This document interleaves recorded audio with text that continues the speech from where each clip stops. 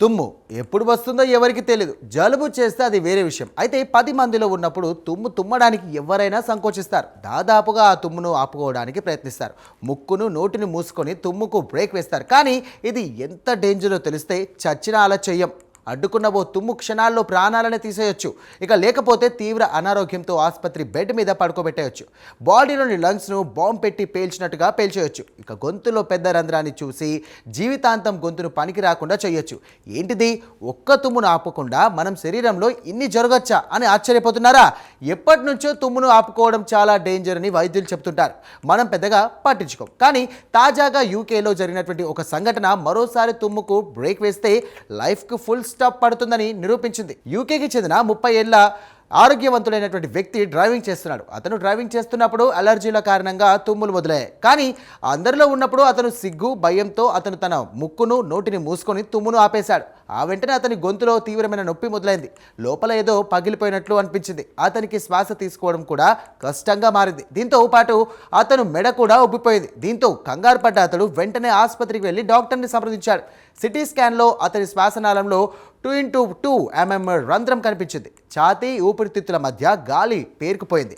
అది ప్రాణాంతకం కావచ్చని ఇక వైద్యులు వెల్లడించారు.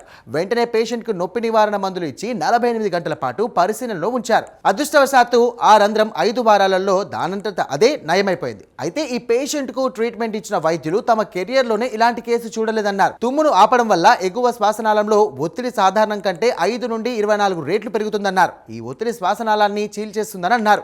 ఈ సందర్భంలో ఒత్తిడి 20 రెట్లు పెరిగి ఒక చిన్న రంధ్రం ఏర్పడుతుందని, అది పెద్దగా ఉంటే ఇన్ఫెక్షన్, రక్తస్రావం లేదా ఊపిరాడక మరణానికి కారణం కావచ్చని అన్నారు.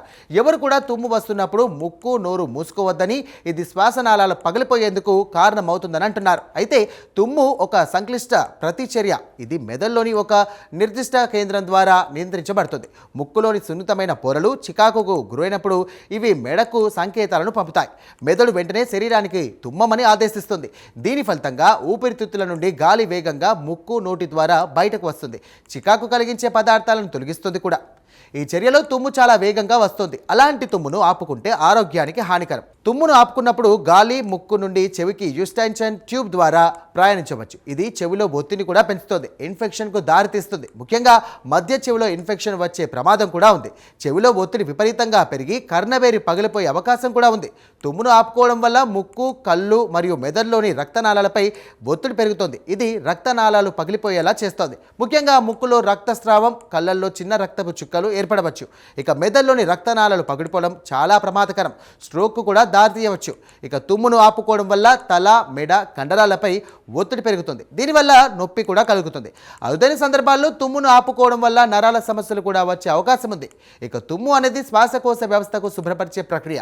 తుమ్మును ఆపుకోవడం వల్ల చికాకు కలిగించే పదార్థాల శ్వాసకోశ వ్యవస్థలోనే ఉండిపోయి ఇన్ఫెక్షన్కు దారితీస్తుంది. కాబట్టి తుమ్ము వచ్చినప్పుడు సంకోచించకుండా రుమాలు లేకపోతే చేతిని అడ్డం పెట్టుకొని తుమ్మేయాలి. సిగ్గుపడితే ప్రాణాలకే ముప్పు.